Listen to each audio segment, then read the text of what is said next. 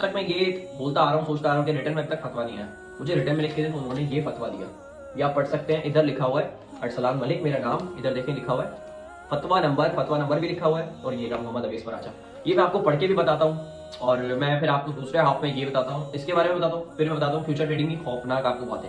और मैं इस वीडियो की अच्छी बात ये है, ये किसी रिलीजन से रिलेटेड नहीं, एक्सचेंज से डायरेक्टली रह चुका है। ओकेक्स से के यू कॉइन से, जब ओकेक्स पाकिस्तान में नई आई थी तो स्पॉन्सरशिप के हवाले से ओकेक्स से मैनेजर्स ने खुद कांटेक्ट किया था, तो उस हवाले से मेरी बात हुई थी डायरेक्ट। आजकल के लोग कहते हैं ना स्पीकर हराम था वो भी हलाल हो गया, और ये वाली सारी बातें सब क्लियर होगी मेरे भाई, टेंशन क्यों ले रहे हो, सब क्लियर करूंगा, आपका भाई है ना।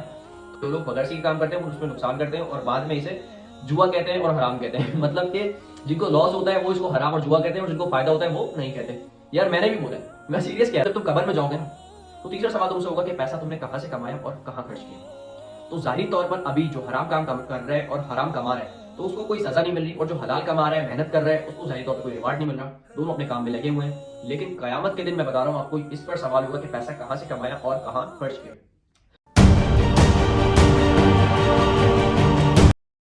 अस्सलाम वालेकुम वरहमतुल्लाहि वबरकातुहू। आज की वीडियो का जो टॉपिक है बहुत ही सेंसिटिव और क्रिटिकल टॉपिक है, और आपसे मेरी ये गुजारिश है कि वीडियो बिल्कुल एंड तक देखें, क्योंकि हमारे माशरे में देखिए तीन तरह के लोग होते हैं। एक वो होता है जिसको कोई परवाह नहीं होती, चीज़ हराम हो या हलाल हो वो करने में मगन रहता है। दूसरी तरीके के लोग वो होते हैं जो ये कहते हैं मुझे सिर्फ तुम इतना बताओ कि ये चीज़ हलाल है या हराम है, बाकी मेरा मसला है, मुझे अपनी कब्र में जाना है, तुम्हें अपनी कब्र में जाना है। तीसरी तरीके के जो लोग होते हैं ना, वो ये कहते हैं कि यार ये चीज़ हलाल है तो हलाल क्यों है, हराम है तो हराम क्यों है, मुझे वजह बताओ, रीजन बताओ, ताकि मैं खुद रिसर्च करके फैसला कर सकूं।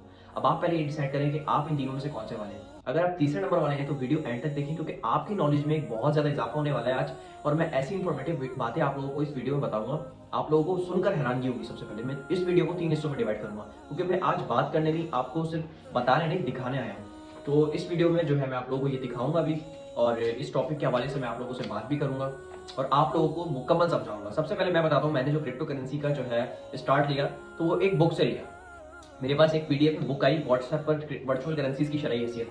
ये बात जो है 3 साल या 2 साल आई थिंक पुरानी है, 3 साल पुरानी है, सॉरी 3 साल पुरानी है। सबसे पहले मैं माइनिंग किया करता था, माइनिंग के बाद मैं क्रिप्टो में आया, स्पॉट ट्रेडिंग में आया, और ये बुक पढ़ी मैंने। ये बुक पढ़ी, ये बुक थी मोहम्मद अवेस फराचा साहब की, जो कि जामिअतुर रशीद और दारुल इफ्ता में होते हैं और काफी इल्म रखते हैं इस फील्ड में। और जे लोग जो यूट्यूब पर बात कर रहे होते हैं आजकल के, मुझे मैंने कहा था इथीरियम ले लो, ये ले लो, वो ले लो, मैंने सबसे पहले क्रिप्टो में बताया था नहीं। सबसे पहले उन्होंने बुक लिखी थी क्रिप्टो की, वर्चुअल करेंसी की शरई हैसियत, उसमें उन्होंने ब्लॉकचेन का बताया, माइनिंग का बताया, इसके अलावा उन्होंने पूरी क्रिप्टो करेंसीज के बारे में बताया। तो मुझे बहुत ज्यादा इंटरेस्ट हुआ और उसके बाद से मैंने क्रिप्टो स्टार्ट की थी। तो सीन ये हुआ कि मैंने क्रिप्टो स्टार्ट की, आहिस्ता आहिस्ता स्पॉट ट्रेडिंग से फ्यूचर में भी गया मैं बहुत ज्यादा। मैंने फ्यूचर ट्रेडिंग भी की 2 महीने तकरीबन, 2 या 1 महीने मैंने फ्यूचर ट्रेडिंग की बीच में, अच्छी खासी की। उसमें मुझे लॉस भी हुआ, प्रॉफिट भी हुआ, जाहिर सी बात है कि लॉस भी हो रही है। फिर मैंने लिक्विडेट भी हुआ स्टार्ट में, मैंने सीखा फिर, और सीख कर बहुत अच्छा प्रॉफिट भी गेन किया। लेकिन फिर जो वो आगे मैं बताता हूँ, फिर क्या वो मेरे दिमाग में जो है बातें क्लिक करने लगी कि भाई ये जो है गलत है। तो काफी लोग जो इसको हराम कहते हैं और ये और वो, मैंने जो है फिर इसको इग्नोर किया, मैं करता रहा। मैंने कहा कोई फतवा है तो देख लेंगे, आप लोगों की तरह जो हमारी आजकल की सोच है बच्चों की और हमारे जो नौजवान है उनकी, तो मैंने ये सोचा और इसको इग्नोर कर दिया। लेकिन फिर मेरे ग्रुप में ना एक मौलाना साहब थे जो हर वक्त ना फ्यूचर ट्रेडिंग के हवाले से मुझे मैसेज करते थे, और उनके जब भी वो वॉइस करते थे ना तो मदरसे के बच्चों की आवाज आ रही होती थी। तो मैंने बोला यार इनसे पूछता हूँ, शायद इल्म रखते हो। मैंने उनसे पूछा तो उन्होंने मुझे 11 वॉइस की, सॉरी 4-5 वॉइस की। मैं उसमें जो है इसमें वो बताऊंगा, मैंने सवाल लिखा था ये वाला, तो भी बताता हूँ उनकी बात भी आपको। तो उन्होंने मुझे दरअसल में बताऊँ, उन्होंने कहा था कि हलाल है, ठीक है, जायज है उनके पॉइंट व्यू से। तो मैंने दोबारा स्टार्ट की, लेकिन मेरे दिल में फिर भी जो है बात आई, क्योंकि यार देखो जब इंसान को अपने मतलब का जवाब चाहिए होता है ना तो फिर वो अपनी बातें बताता है और पूछता है किसी तरह हाँ करवा लेता है, वही मैंने किया। लेकिन जब मुझे अपना दिल साफ करना था ना इस फील्ड के हवाले से, तो मैं गया, मैंने सबसे पहले जिसकी बुक पढ़ी, मैंने बहुत मुश्किल से उनको सर्च किया, उसके बाद उनका नंबर अपनी सोर्सेज से निकलवाया, उनसे मीटिंग की, 4 घंटे की मीटिंग हुई। इतनी कोई मेरी जिंदगी की सबसे अच्छी मीटिंग थी वो मोहम्मद अवेस फराचा साहब से। बहुत कोई टेक्निकल, इंटेलिजेंट, एमबीए फाइनेंस, इतने पढ़े लिखे मुफ्ती, मैं हैरान रह गया उनसे मिलके। मेरी जिंदगी के सबसे बेहतर 4 घंटे थे वो जब मैं उनसे मिलने गया। तो उस मीटिंग में मैंने उनसे पूछा फ्यूचर ट्रेडिंग के बारे में, उनको सब कुछ बताया, और वो इसको करके पहले ही देख चुके थे और इस पर वो अपनी राय पेश कर चुके थे। लेकिन मुझे इसके बारे में इल्म नहीं था, तो मैंने पूरा पूछा और इतनी कोशिश की, आप यकीन नहीं करेंगे कि किसी तरह मैं उनसे ये निकलवा लूं कि फ्यूचर ट्रेडिंग हलाल है। क्योंकि मैं as admin, as a community मैं चला रहा हूँ, तो मैं यही चाहूंगा ना कि मेरा ग्रुप भी हो, ग्रो हो, जिस तरह लोगों के ग्रुप ग्रो हो रहे हैं। और वो ज्यादातर जो मैं देखता हूँ ना ग्रुप्स, वो फ्यूचर ट्रेडिंग करवा रहे होते हैं। तो मेरा भी दिल चाहता है कि मैं भी फ्यूचर ट्रेडिंग करवाऊं। मैंने फ्यूचर ट्रेडिंग के सिग्नल 2 महीने से रोक दिए थे, क्योंकि मेरा इसमें खुद जब पॉइंट क्लियर नहीं था। तो मैं आप लोगों को क्या करवाऊं, मैं तो खुद काफी अर्से से छोड़ी हुई फ्यूचर ट्रेडिंग में स्पॉट ही करता हूँ। तो आप लोगों को मैं भी इसलिए नहीं करवा रहा था क्योंकि मेरा खुद का पॉइंट ऑफ व्यू क्लियर नहीं था। इस वजह से ये बात लेके मैं अवेश पराचा साहब के पास गया और उनसे ये जो है मैंने कहा रिटर्न में लिख के दें। अब तक मैं ये बोलता आ रहा हूँ, सोचता आ रहा हूँ कि रिटर्न में अब तक फतवा नहीं आया, मुझे रिटर्न में लिख के दें। तो उन्होंने ये फतवा दिया, ये आप पढ़ सकते हैं। इधर लिखा हुआ है अरसलान मलिक मेरा नाम, इधर देखिए लिखा हुआ है फतवा नंबर भी लिखा हुआ है और ये रहा मोहम्मद अवेश पराचा। ये मैं आपको पढ़ के भी बताता हूँ और मैं फिर आपको दूसरे हाफ में ये बताता हूँ, इसके बारे में बताता हूँ, फिर मैं बताता हूँ फ्यूचर ट्रेडिंग की खौफनाक आपको बातें। और मैं इस वीडियो की अच्छी बात ये है, ये किसी रिलीजन से रिलेटेड नहीं, मानिए कि आप मेरे व्यूवरशिप में जो है हिंदुइज्म भी है, क्रिश्चियंस भी है, मुस्लिम भी और अदर्स कैटेगरी भी है, तो मैं हर रिलीजन से ये बात साबित भी करके दिखाऊंगा आपको और ऐसी ऐसी बातें बताऊंगा आपको क्या हैरान रह जाएंगे। तो मैं सबसे पहले पढ़ लेता हूँ। मैंने इनसे सवाल किया कि वर्चुअल करेंसीज में जो क्रिप्टो करेंसीज हैं, क्रिप्टो करेंसी में फ्यूचर ट्रेडिंग का हुक्म क्या है। मेरा सवाल ये था कि मुफ्ती साहब मुझे क्रिप्टो की फ्यूचर ट्रेडिंग के बारे में मसला मालूम करना है कि आपकी पोस्ट और मुलाकात की तफसील के मुताबिक जुआ है, लेकिन मेरा सवाल ये है कि अगर हम स्ट्रेट को होल्ड ना करें तो क्या स्पॉट ट्रेडिंग तरह नहीं होगा। तो मैंने कहा कि यार फंडिंग रेट काउंट हो जाता है ना 8 घंटे के बाद, तो हम होल्ड नहीं करते, हम 1 घंटे में स्कैल्पिंग कर लेते हैं, तो ये जायज नहीं होगा। अच्छा पहला मेरा सवाल ये था, तो मैंने कहा यार इस पर रहनुमाई फरमाया। दूसरा मेरे जो है एक जानने वाले मौलाना साहब है जो एक जगह इमाम भी है, वो इसे जायज कहते हैं। जो इमाम है ना वो 11 साल से इमामत कर रहे हैं, उनको वाबस्ता हुए 11 साल हो गए, उनके वालिद भी यही काम करते थे। तो इनकी बातों का खुलासा मैं लिख देता हूँ, उनकी ऑडियोज भी आप लोगों को भेज देता हूँ जो मौलाना साहब ने मुझे कहा था जब मैं उनकी बातें सुनकर करने लगा था फ्यूचर ट्रेडिंग दोबारा, उन ग्रुप में भी करवाने लगा था। तो सुने, फिर हमारे उलमा कराम में हर नई चीज से शुरू में मुखालफत करते हैं, जैसे कि प्रिंटिंग प्रेस की मुखालफत की थी, लाउड स्पीकर और कैमरे की मुखालफत की थी, लाउड स्पीकर वगैरह कैमरे वगैरह खूब इस्तेमाल करते हैं। इसकी वजह यह है कि जब दरसे निजामी का जो माहौल है ना, इनकी किताबें वगैरह ये बहुत ज्यादा पुरानी है, जब ये मौलाना इस तरह करते हैं, इन्होंने ये कहा था। तो अब इसमें लिखा हुआ है जदीद तहकीक और रिसर्च किए बगैर इसको नाजायज करार दे देते हैं, बैंकिंग को भी पहले नाजायज कर देते हैं, अब फिर हलाल कहने लगी। इस्लामिक नाम रखा हुआ है, हालांकि काम सब वही होता है। डिजिटल करेंसी का जो मामला है इसमें भी नाजायज कहते हैं, हालांकि कराची के अवेश पराचा साहब इसको करते हैं। अच्छा ये मौलवी साहब ने इनका नाम भी लिया है इसमें ना फतवे में, मतलब कि जो मौलाना साहब थे उन्होंने बोला कि अवेश पराचा साहब की मैंने भी बुक पढ़ी हुई है और वो बहुत अच्छे से समझते हैं। तो ये सीन ये था कि यानी अगर एक आलिम को, यानी आपको अगर एक आलिम का फतवा पसंद नहीं आता, दूसरे आलिम का फतवा आपको ज्यादा नहीं सोच के करीब लगता है, तो आप इसको फॉलो कर सकते हैं। ये मौलाना साहब ने कहा। इसके दूसरे पेज पे मैं पढ़ लेता हूँ, आप लोगों को कोई फतवा अगर पीडीएफ में चाहिए तो वो भी प्रोवाइड कर दूंगा आप लोगों को। मेरे पास पीडीएफ है इसकी और ये मैंने रिटर्न में भी निकलवाई ताकि आप लोगों को दिखा सकूं। फ्यूचर में हमारा बाइनेंस के साथ एग्रीमेंट होता है और कीमत ऊपर जाएगी तो हमें नफा होगा और नीचे जाएगी तो नुकसान होगा। नफा नुकसान दोनों हम बर्दाश्त करते हैं और ये जायज होना चाहिए। नफा इसमें 10 गुना है तो नुकसान भी 10 गुना है। जिस तरह फ्यूचर ट्रेडिंग में लेवरेज होती है इस तरह फॉरेक्स में भी लेवरेज होती है। फॉरेक्स में बहुत सारे मुफ्ती इसे जायज कह चुके हैं। ये मौलाना साहब ने कहा था। मुफ्ती साहब का जवाब मैं आप लोगों को बताता हूँ आगे चल के।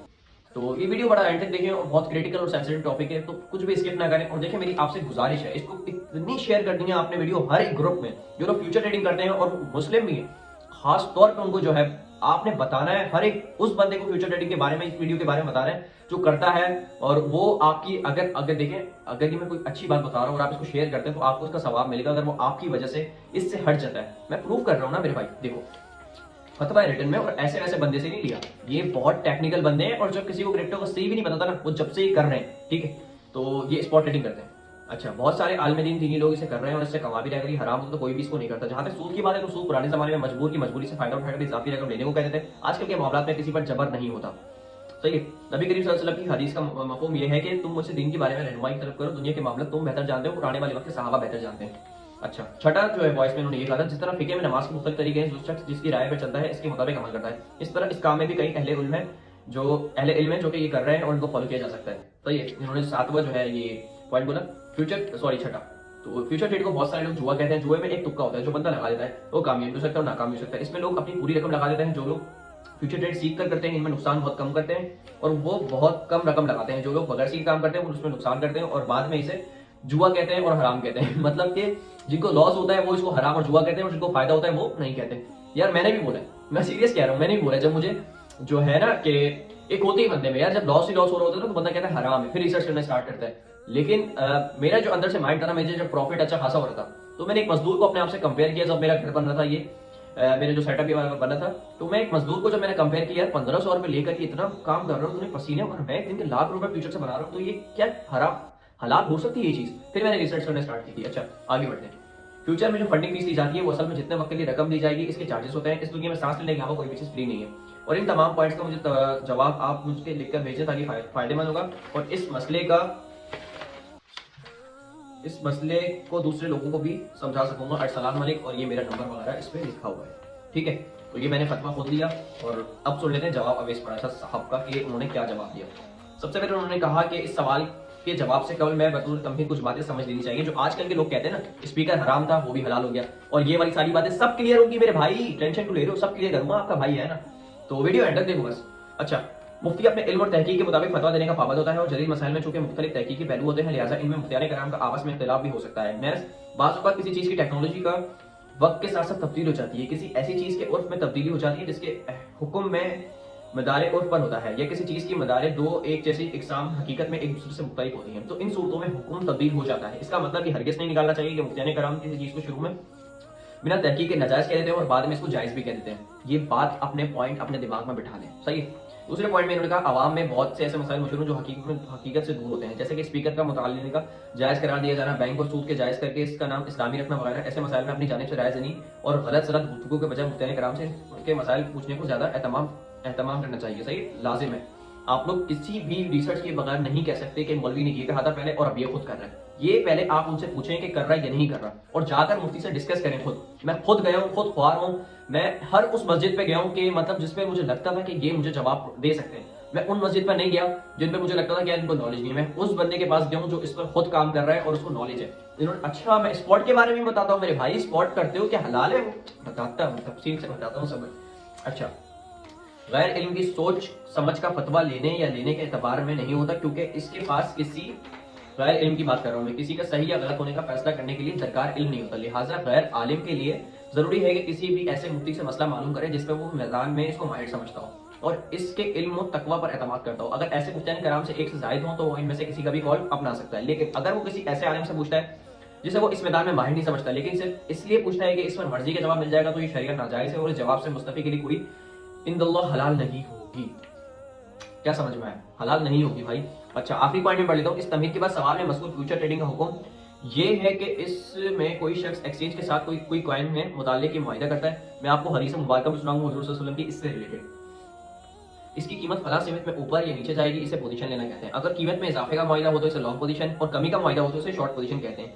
ये सिर्फ एक मुआहिदा होता है जिसमें कोई चीज हकीकत में खरीदी या बेची नहीं जाती। अगर कीमत मतलूबा सीमित में चली जाए तो मुआहिदा करने वाले का नफा समझा जाता है, और जब मुआहिदा बंद किया जाए तो पोजीशन क्लोज होना कहते हैं। तो इस वक्त की कीमत के लिहाज से इसे एक्सचेंज इसे नफा अदा कर देती है, करने का पाबंद होता है। अगर कीमत मुखालफत समझ में चली जाए तो मुआहिदा करने वाले का नुकसान समझा जाता है, और पोजीशन क्लोज करने पर एक्सचेंज मुआहिदा करने वाले की रकम से नुकसान काट लेता है। बाज़ औक़ात लोग इसमें लेवरेज भी लगाते हैं। अगर मुआहिदा करने वाले शख्स के पास $100 हो तो वो $1000 की पोजीशन खोल सकता है। इस सूरत में अगर मुखालफत की सिफ्त में चली जाए तो $100 नुकसान होने पर एक्सचेंज तमाम $100 काट लेता है, जिसे लिक्विडेट होना कहते हैं। मज़कूर वाला दोनों सूरतों में, यानी चाहे लेवरेज हो या ना हो, चूंकि हकीकत में किसी किस्म की खरीदो फरोख्त नहीं होती, तो सिर्फ कमी या ज्यादती पर नफा और नुकसान का मदाद रखा जाता है। तो लिहाजा ये शरीयत जुआ के तहत आता है और हराम है। इससे हासिल होने वाली तमाम आमदन शरीअतन नाजायज और हराम है।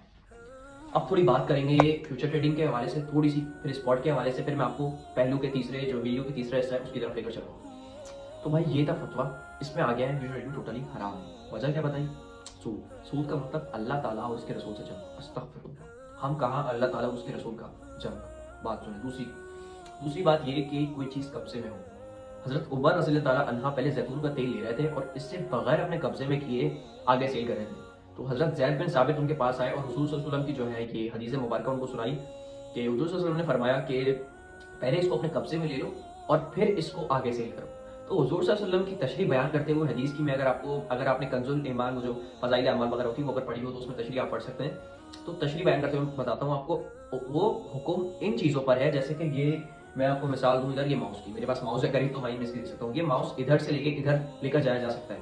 जो चीज़ इधर से उधर हो सकती है ये सिर्फ हदीस उनके लिए, यानी कि जो चीज़ एक जगह से दूसरी जगह हो सकती है तो ये उस पर ये है कि पहले उस पर आप कब्जा करो फिर आप उसको आगे सेल करो। लेकिन अगर आपके पास ज़मीन है और ज़मीन पर आप इस तरह का काम करें तो वो जायज़ है। लेकिन अगर कोई ऐसी चीज़ है, तो किसी भी चीज़ में, खाने पीने की हो, कोई भी चीज़ हो, ड्रॉप शिपिंग में भी पहले कब्जा करना लाजमी है, फिर उसको आगे आप सेल कर सकते हैं। कब्जे के बगैर ही नहीं, और इस पर हम कब्जा नहीं करते। देखिए अगर कब्जा करते तो हम उसको विड्रॉ करवा सकते हैं ना।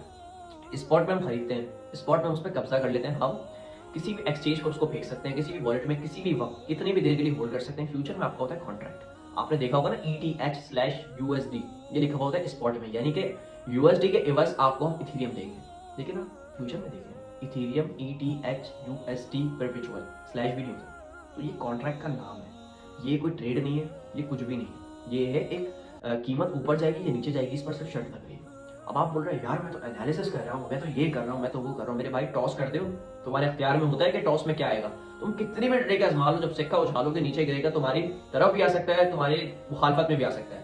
तुम्हारे हक में नहीं है। कितने भी एनालिसिस कर लो, कितने भी अपने आप को झूठी तसल्लियां दे दो, देखो जब तुम कब्र में जाओगे ना, तो तीसरा सवाल तुमसे होगा कि पैसा तुमने कहां से कमाया और कहां खर्च किया। तो जाहिर तौर पर अभी जो हराम काम कर रहा है और हराम कमा रहा है, तो उसको कोई सजा नहीं मिल रही, और जो हलाल कमा रहा है, मेहनत कर रहा है, उसको जाहिर तौर पर कोई रिवार्ड नहीं मिल रहा। दोनों अपने काम में लगे हुए हैं। लेकिन कयामत के दिन मैं बता रहा हूं आपको, इस पर सवाल होगा कि पैसा कहां से कमाया और कहां खर्च किया। तो पैसे कमाने में बहुत ज्यादा एहतियात किए करें, बहुत ज्यादा। मैं खुद बता रहा हूं, मैं अपनी बहुत ज्यादा एहतियात करता हूं, और आपने जो फ्यूचर से अब तक आमदन वसूल की है वो सब आपको सदका करनी होगी। बहुत मैंने कड़वी बात बोली है, मुझे पता है, मैंने ऐसी बात बोली है आपने वीडियो हटा दी होगी, लेकिन ये बात सच है। देखिए एक ना एक दिन सबको मरना है, और ये पैसा, ये सब कुछ इंसान नहीं रहेगा। 90 दिन के बाद सब खत्म, हड्डियां वगैरह सब गई। तो क्या ये मतलब पैसा कमाने में हम लोग लगे हुए हैं, अंधाधुंध फ्यूचर कर रहे हैं, ये कर रहे हैं, वो कर रहे हैं। भाई पहले इसको देख तो लें, इस पर रिसर्च तो करें। अब मैं आता हूँ थोड़ा स्पॉट की तरफ। हदीस भी सुना दी, फ्यूचर ट्रेडिंग के बारे में बता दिया। फतवा अगर चाहिए पीडीएफ में तो मुझसे आप ले सकते हैं। मैं डिस्क्रिप्शन में अपना कॉन्टैक्ट इन्फो दे दूंगा, टेलीग्राम वगैरह, इंस्टा वगैरह का अकाउंट आपको दे दूंगा। वहाँ पर मुझे डायरेक्टली मैसेज करके ये पीडीएफ में मुझसे ले सकते हैं, खुद भी पढ़ सकते हैं, आगे भी फॉरवर्ड कर सकते हैं। और इस वीडियो को आपका ये फर्ज है कि हर उस बंदे तक पहुंचानी है, हर उस बंदे तक जो फ्यूचर ट्रेडिंग करता है, जो क्रिप्टो में आने से पहले भी अगर कोई आना चाह रहा है तो एहतियात करे। ये सिर्फ सवाब की नियत से आप वीडियो शेयर करें। मैं इसको जो है, मेरी कोई व्यूअरशिप कुछ भी नहीं है, इस पे कुछ मैं नहीं चाहता, मैं इस पे कुछ मुझे नहीं चाहिए। बस मैं आपके फायदे के लिए वीडियो बना रहा हूँ, ताकि आप लोग राय राज पे आ जाए और इस बात को समझ जाए और इससे दूर हो जाए। अब आए तो मैं स्पॉट की तरफ और वीडियो के तीसरे हिस्से की तरफ। स्पॉट ट्रेडिंग जो आप करते हैं वो भी हलाल नहीं है। वो हलाल ऐसे है कि आप उस पर पहले रिसर्च करें कि कोई हराम काम तो नहीं करता, कोई पॉर्न इंडस्ट्री को प्रमोट तो नहीं करता, कोई ड्रग्स को तो प्रमोट नहीं करता, या कोई शराब के जो है अल्कोहल को तो प्रमोट नहीं करता। तो भाई ऐसे कॉइन्स काफी है मार्केट में। तो ऐसे कॉइन्स अगर आप लेते हैं और उससे प्रॉफिट बनाते हैं, यार तेरे भाई ने स्पॉट से प्रॉफिट बनाया, तू करता है फ्यूचर हराम, मैं करता हूँ स्पॉट, देख प्रॉफिट बनाया। भाई नहीं, आपको भी पैसा हराम है। आप पहले रिसर्च तो करो। चलो कब्जे में आपके, आप उसको इधर से उधर कर सकते हो, सही है। तो आपने कब्जा भी कर लिया, सब कुछ है। अब आप बोलते हो कि स्पॉट हलाल है, नहीं मेरे भाई, उस पर आपने कब्जा वगैरह सब कर लिया, एक्सचेंज पे भेज सकते हो, कुछ भी कर सकते हो, ये बात की बात है। लेकिन वो पीछे से जब काम ही हराम कर रहे हैं, तो फिर कैसे आपके लिए हलाल होगा वो पैसा।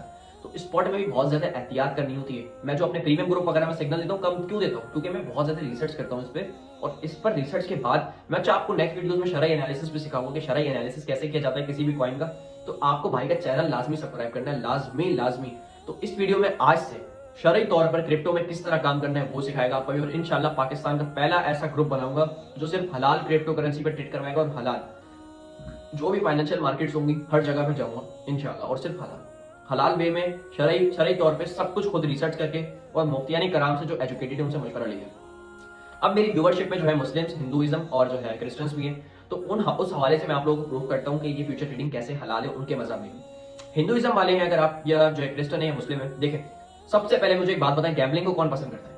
आप करते हैं गैम्बलिंग को पसंद? अगर आप खुद करते हैं तो आप ये चाहेंगे कि आपका बच्चा भी गैम्बलिंग करे? मतलब आप खुद देख सकते हैं अपने बच्चे को गैम्बलिंग करते हैं, भैया आप एज अ पेरेंट में बात कर रहा हूं, आप बच्चे को देख सकते हैं? नहीं देख सकते। अगर आप खुद है वीडियो देख रहे हैं, आप चाहेंगे कि वालिद आपके गैम्बलिंग करे और आपको गैम्बलिंग से पैसा कमा के दें? फिर नहीं चाहेंगे ना। दूसरी बात, हलाल और हराम, हमारे मजहब में क्या कहा जाता है? हलाल और हराम। जैसे कि इनके मजहब में इसके वर्ड के मतलब दूसरा होगा, लेकिन मैं बात समझाता हूँ। कोई दूध है, मैं किसी अंग्रेज को दूध पी लेगा, वो हिंदू को दूध पी लेगा, मुसलमान को दूध पी लेगा, क्योंकि उसको पता है ये साफ चीज है, सही चीज है। लेकिन अगर मैं दूध में अगर बोलूं कि यार इधर किसी ने पेशाब किया था दूध की तरफ, मैं बोलूंगा नहीं दूध में नहीं गया खतरा यार, दूर किया था, तुम पियोगे? सच बताना, पियोगे? क्योंकि नहीं पियोगे, क्योंकि भाई तुम्हें पता है कि नहीं, जरा सा भी अगर हाथ जा रहा है उसमें नहीं पी सकता मैं, क्योंकि मेरी ये चीज गलत है, मुझे अकल समझ है, मैं नहीं पीऊंगा। देखिए हमारे लिए जो चीजें हलाल है वो ठीक है, हमें पता है सही है, जो हराम है वो गलत है, हमें पता है इस चीज के बारे में कि ये हराम है, हमारे लिए तो गलत है, उनको भी पता है। तीसरी चीज है कि इंटरेस्ट जो है हमारे मजहब में गलत समझा जाता है, सूद समझा जाता है अल्लाह ताला से जंग। और हिंदुइज्म में और क्रिश्चियनिटी की अगर मैं बात करूं, तो आप मुझे खुद बताएं कि आप उस बिजनेस में इंटरेस्ट जिसमें हो वो बिजनेस ग्रो कर सकता है जल्दी? आपका यकीन है कि वो बिजनेस जल्द से ग्रो नहीं कर सकता जिसमें इंटरेस्ट हो? तो भाई अब मैं बताता हूँ आपको फ्यूचर के, मेरा एक्सचेंज से डायरेक्ट लिंक रह चुका है ओकेक्स से, KU कॉइन से। जब ओकेक्स पाकिस्तान में नहीं गई थी तो स्पॉन्सरशिप के हवाले से ओकेक्स से मैनेजर्स ने खुद कांटेक्ट किया था, तो उस हवाले से मेरी बात हुई थी, डायरेक्ट लिंक रह चुका है। तो मैं आपको बताता हूँ, आप फ्यूचर ट्रेड लगाते हैं, आपकी लिक्विडेशन प्राइस आती है, इस तरह एक्सचेंज की भी लिक्विडेशन प्राइस आती है। तो एक्सचेंज की जब लिक्विडेशन प्राइस पे जो फंड्स आ जाते हैं ना, तो एक्सचेंज हो जाती है बैंकरप्ट और बंद। समझ रहे बात को? तो वो आपकी गर्दन पे पावर रख के उछल के आपको पीछे करती है, मार्केट गिराती है। आपने देखा होगा जब मार्केट डंप हो होती है, Binance hang, Coinbase hang, KU coin hang, सब हैंग हो जाती है भाई, सेशन एक्सपायर हो जाते हैं, टोकन एक्सपायर हो जाते हैं। क्योंकि आप मुझे ये बताएं, कभी आपके दोस्त ने आपको कर्जा दिया है? अब ये बाइनेंस वाले आपको जो है लेवरेज दे रहे हैं, उधार दे रहे हैं, तो क्या आपकी अम्मी है? अबे भाई उनका फायदा है, सरासर उनका फायदा है, इस बात को समझो। अगर लॉस हुआ तो सारा का सारा तुम्हारा पैसा ले लेंगे। सही, उनके पास ये बेनिफिट है, उनका तो कोई लॉस ही नहीं है। लॉस हुआ तो जो उधार दे रहे हैं वो भी ले लेंगे, प्रॉफिट हो तो तुम्हें दे देंगे। और यकीन से साथ कहता हूं मैं, जितना प्रॉफिट बनाना है बना लो, एक ना एक दिन लिक्विडेट लाजमी होगा, सब लिक्विडेट होगा, क्योंकि फायदा सिर्फ एक्सचेंज का है। और एक्सचेंज, अब मुझे एक बात बताएं, आप खेल रहे हैं और आपका कॉम्पिटिटर खेल रहा है, अब आप ये चाहेंगे कि वो मुझसे जीत जाए? नहीं चाहेंगे ना, आप ये चाहेंगे कि मैं जीतूं। तो अब एक्सचेंज ऐसे ही काम करती है, एक्सचेंज चाहती है कि भाई ये कैसे प्रॉफिट बना रहा है यार, कैसे बनाने दूं मैं इसको प्रॉफिट, है बना के दिखा, मैं तेरे को दे रहा हूं ना भाई, चांस दे रहा हूं तुझे, बना। बनाता है, सब खाती है, एकदम खाती है एक्सचेंज सारा। तो ऐसे ही देखिए, ट्रेडिंग का मतलब समझे, आपका प्रॉफिट हो रहा है तो किसी और का लॉस हो रहा है, और आपका लॉस हो रहा है तो किसी और का प्रॉफिट हो रहा है, इसी तरह ट्रेड होती है। लेकिन इधर इधर क्या होता है, इधर जो एक्सचेंज है ना, वो आपको उधार देती है तो सिर्फ अपने मतलब के लिए, आपको लिक्विडेट करने के लिए। सीधी सी बात है, बहुत इल्म और सोच समझ के मैं बात कर रहा हूँ, लिक्विडेट करने के लिए करती हूँ। मेरा डायरेक्ट लिंक रह चुका है, बहुत ये खौफनाक हकाइक बता रहा हूँ आपको, जो मुझे खुद पता है। एक्सचेंज आपको जानबूझ के जो है मार्केट मैनिपुलेट करती है, और सबसे ज्यादा फंड एक्सचेंज के पास होते हैं, क्योंकि एक्सचेंज मैनिपुलेशन में सबसे आगे होती है। तो ये जो ट्वीट होते हैं, ये सब कुछ होता है, ये बहाना होता है, ये मार्केट को मैनिपुलेशन किया जाता है। तो ये सब है आज जो चल रहा है आजकल फ्यूचर ट्रेडिंग में और स्पॉट में। और स्पॉट की मार्केट में जो क्रैश होती है फ्यूचर वालों की वजह से होती है, क्योंकि फ्यूचर में लोग इतने एक्सपर्ट्स फंसा लेते हैं, तो वो जब इनकी लिक्विडेशन पे आती है तो वो जो है बाइनेंस मार्जिन कॉल देता है, फिर लिक्विडेट हो जाते हैं। इस वजह से पैनिक सेलिंग की वजह से मार्केट क्रैश होने लग जाती है। तो आप लोगों से गुजारिश है, वीडियो बहुत बड़ी हो गई और आपने अब तक एंड तक देखी ना, तो मैं बहुत ज्यादा पहले तो आपको शुक्रगुजार हूँ कि आपने देखी। और अब मैं आपको कहूँगा कि इस वीडियो को ज्यादा से ज्यादा जितना हो सके ना शेयर करें, जितना हो सके, क्योंकि इस सवाब की नीयत से और इल्म शेयर करने की, मतलब कि आप इल्म आगे पहुंचा रहे हैं, ये बहुत ही कोई मैंने रिसर्च के बाद वीडियो बनाई है और बहुत ही सेंसिटिव टॉपिक पे बहुत सोच समझ के बनाई है। तो आप इस वीडियो को जितना हो सके शेयर करें और लाइक करें। अगर आपका कोई कमेंट में क्वेश्चन है तो आपको पूछ सकते हैं और मुझे इस वीडियो का फीडबैक भी दे सकते हैं। और ये पीडीएफ में जो फतवा है ये आपको मिल जाएगा, और आप ये जो है इस वीडियो को बस आगे से आगे पहुंचाएं, ये मुझे आप कमेंट में पूछ सकते हैं और ये फतवा वगैरह आपको मिल जाएगा। मिलता हूँ आपसे नेक्स्ट वीडियो में। अब आपको सिखाने शरई एनालिसिस और हलाल चीजें, सारी चीज हलाल चीजें, हलाल कमाए कम कमाए लेकिन बरकत भी होगी, सब कुछ होगा।